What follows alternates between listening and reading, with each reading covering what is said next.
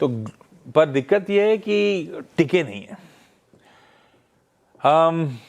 सेक्टोरली रुझान क्या है वो बाद में आता हूं मैं, पहले रूपक से निफ्टी पे ही चर्चा कर ली जाए।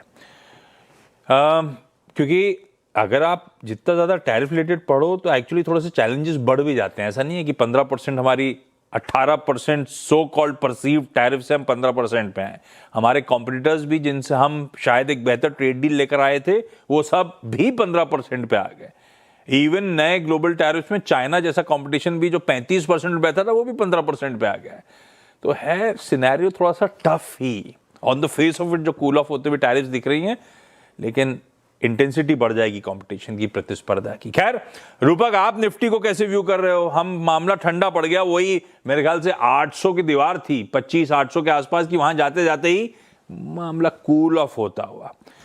कैसे अप्रोच करूं निफ्टी को, या आप लोग एलकेपी पे निफ्टी पे क्या व्यू बना रहे हो? गुड आफ्टरनून आशीष जी, कैसे हो? बिल्कुल ठीक भाई साहब। तो देखिए, जैसे कि आपने बता रहे थे कि लॉट्स ऑफ न्यूज फ्लो है और निफ्टी भी कंफ्यूज लग रहा है कि कौन सा न्यूज पे रिएक्ट करे।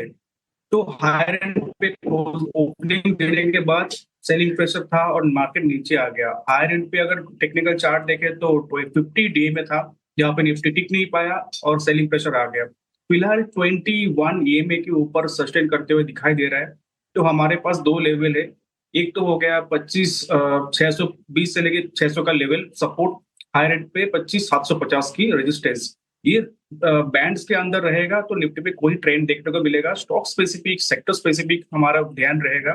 जैसे कि आज पीएसयू बैंक इंडेक्स पे ध्यान है, जैसे आप भी बता रहे थे। तो फोकस अभी पीएसयू बैंक्स के अंदर रहेगा और निफ्टी में थोड़ा वेट एंड वॉच एक व्यू रखेंगे। रूपक को फुल फ्रेम पर डालिए। रूपक पहचाने पहचाने से नहीं लग रहे हैं। रूपक क्या क्लीन शेव कर दिया, ऐसा क्यों लग रहा है मुझे? दाढ़ी बहुत भारी हो गया था इसलिए निकाल लिया। ये नहीं तो होली के कलर लगते कैसे? तो होली से पहले रूपक ने क्लीन शेव कर लिया ताकि कलरों का असल इंपैक्ट दिखे। ठीक है। अच्छा, ये तो निफ्टी 50 का व्यू हो गया। थोड़ा सा कॉशियस रहने की जरूरत है। हाँ, थोड़ी सी दिक्कत आती हुई सेक्टोरली जो रूपक बात छेड़ रहे थे यार, एक सरदर्द भारतीय बाजारों के लिए आईटी है। आज भी संभल नहीं पा रहा है। 2-2.5 हफ्ते हो गए आईटी में मैसिव करेक्शंस, और सिर्फ हमारे यहां नहीं, ये यूएस से शुरू हुआ था। AI related fears, AI related concerns, वो वहां पे भी जस की तस बनी हुई है 2.5 हफ्ते से, और यहां पे भी रिपरकशंस अभी तक फील हो रहे हैं। जबकि एआई समिट जब शुरुआत हुई थी, मैंने उस दिन सुबह मॉर्निंग शो में मैप करके बताया था कैसे सारे के सारे इंडियन इंपॉर्टेंट वॉइसेस, चाहे टीसीएस हो, इन्फोसिस हो, एचसीएल टेक हो, टेक महिंद्रा हो, सब कितने कॉन्फिडेंट साउंड कर रहे थे कि नहीं नहीं एआई बहुत बड़ा डिस्ट्रप्शन नहीं है। उसके बावजूद स्ट्रीट का भरोसा नहीं लौट रहा। तो आईटी पेन में, आईटी पे आऊंगा रूपक से चर्चा करने। आईटी के साथ डिफेंस दबाव में, मेटल्स पेन में। मेटल्स इसीलिए पेन में है, डॉक्टर साहब स्टॉक्स मूव करिए, मेटल्स दिखाइए। मेटल्स इसलिए पेन में है क्योंकि जब दुनिया भर का रीसेट हुआ है टैरिफ्स का, मेटल्स अभी भी 50%, चाहे एल्यूमिनियम हो, स्टील हो, कॉपर हो, क्योंकि वो अलग सेक्शन 232 के अंतर्गत टैरिफ लगाई गई थी। उस पर सुप्रीम कोर्ट का कोई वर्डिक्ट है ही नहीं, तो वो 50% टैरिफ जस की तस बनी हुई है। और पिछले हफ्ते जाते जाते आपको याद होगा एक बड़ा यूएस से भी स्टेटमेंट्स आ रहे थे उनके ट्रेड मिनिस्टर के, शायद कि हम 50% जो टैरिफ लगी हुई है उसको रीथिंक कर रहे हैं। अब ये जो वीकेंड के डेवलपमेंट्स हुए, ट्रम्प साहब हो गए आग बबूला। आई डाउट, और मेरे ख्याल से स्ट्रीट भी डाउट कर रहा है कि अब वो जो हो सकता था जिसके लिए स्टेटमेंट्स आ रहे थे वो हो पाएगा नहीं हो पाएगा। ये टैरिफ 50% वाली रिड्यूस होंगी कि नहीं होंगी। हिंडाल्को रखिए स्क्रीन पे मेटल्स के साथ साथ, उसमें दिखेगा आपको असल पेन। टाटा स्टील वगैरह सब ठंडे ही कामकाज करते हुए आपको नजर आएंगे।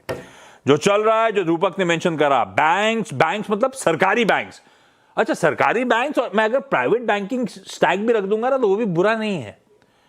दिक्कत हो गई निफ्टी बैंक के 12 कॉन्स्टिट्यूएंट्स में से 2 बहुत तगड़े एक्सीडेंट्स हो गए, जबकि वो वेटेज बहुत कम था उनका, लेकिन एक्सीडेंट बहुत तगड़े। IDFC first bank, AU small finance bank, दोनों निफ्टी बैंक का हिस्सा है।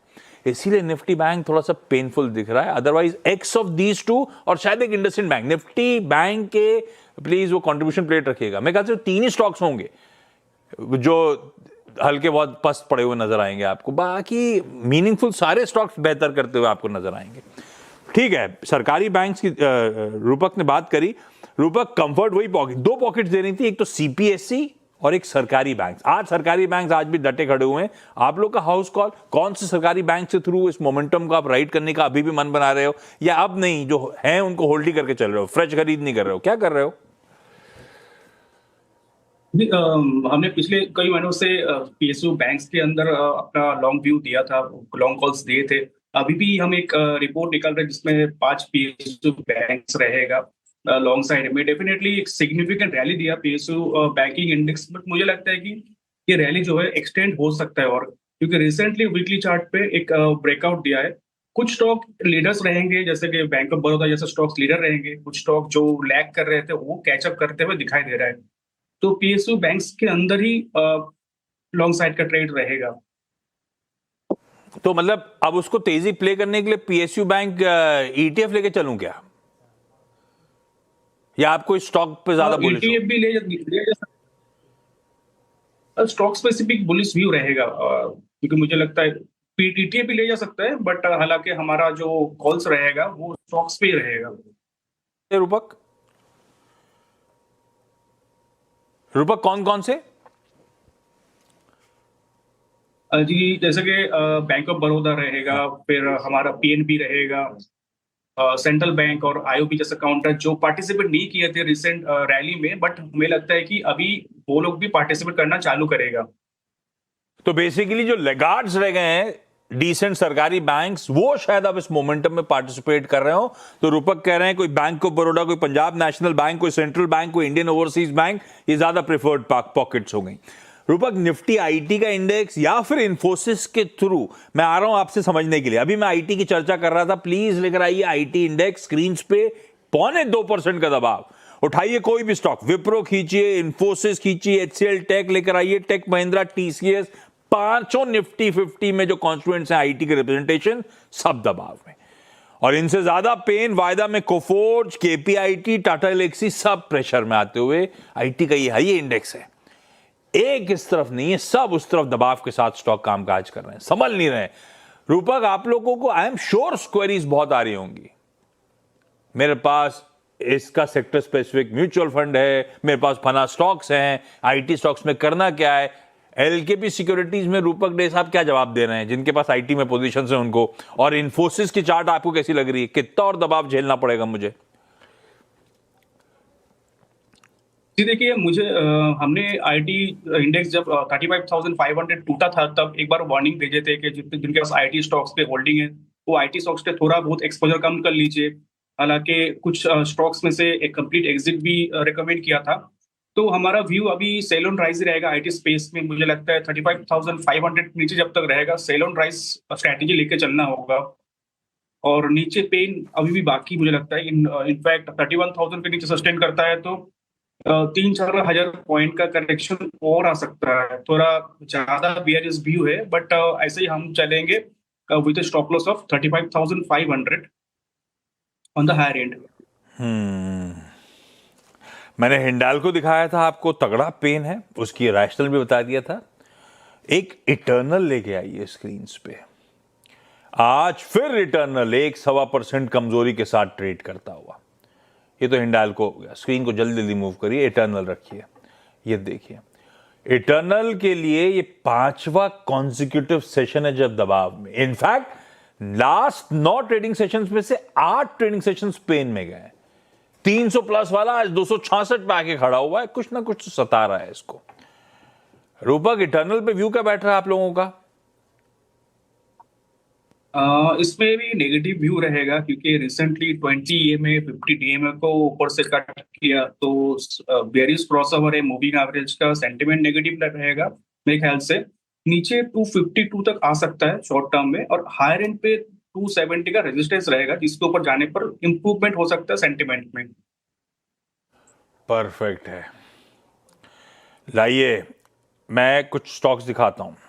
एक्सपोर्टर्स जो थे, ये ट्रेड डील का इंपैक्ट, ट्रेड के जो बदले हुए समीकरण है, गोकुलदास एक्सपोर्ट्स का इंटरडे खींच के लेकर आइए। कहां खुला था, कहां खड़ा हुआ है इस समय। 4-5% दबाव में गोकुलदास एक्सपोर्ट्स ट्रेड। डायरेक्टर साहब प्लीज स्क्रीन पे फटाफट स्टॉक फायर करिए। इंडो काउंट लेकर आइए, 3% दबाव। अवंती फीड्स प्रेशर में है। ये सब वो स्टॉक्स हैं जो बदले हुए समीकरणों पर रिएक्ट कर रहे हैं। इनको चाइना से कंपीट करना है। ये देखिए कहां खुले थे स्टॉक्स, कहां आ गए। पेन है स्क्रीन पे इंडिविजुअल स्टॉक्स में। खैर रूपक, थैंक यू सो मच जुड़ने के लिए। मैं ब्रेक लेते लेते कुछ एक्सीडेंट्स ऑफ द डे दिखाता हूं, जिसकी सुबह सीएनबीसी आवाज पे चर्चा भी हुई थी। उसी के जो चर्चा हुई थी उसके साथ छोड़े जाऊंगा आपको। एक लेकर आइए हिंदुस्तान एरोनॉटिक्स, 5% का दबाव भाई साहब। एक और तेजस का जो क्रैश का अपडेट आया उसके बाद स्टॉक पे वो भारी पड़ता हुआ।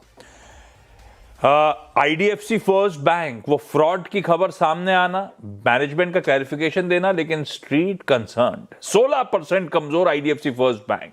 एयू स्मॉल फाइनेंस बैंक, जिसको इसके साथ साथ आईडीएफसी के हरियाणा सरकार ने डिबार कर दिया है, यानी कि सरकार के कोई भी इंस्टीट्यूशंस के अकाउंट्स, डिपॉजिट्स वगैरह यहां पे नहीं जाने वाले। एयू स्मॉल फाइनेंस को खामियाजा भुगतना पड़ा। और एक और एक्सीडेंट था यूपीएल। भाई साहब पेन में आया, और क्या पेन आया है। 15% कमजोर यूपीएल। सुनिए चैनल पे आज सुबह क्या चर्चा हुई थी, उसी के साथ डायरेक्टर साहब ब्रेक लीजिए।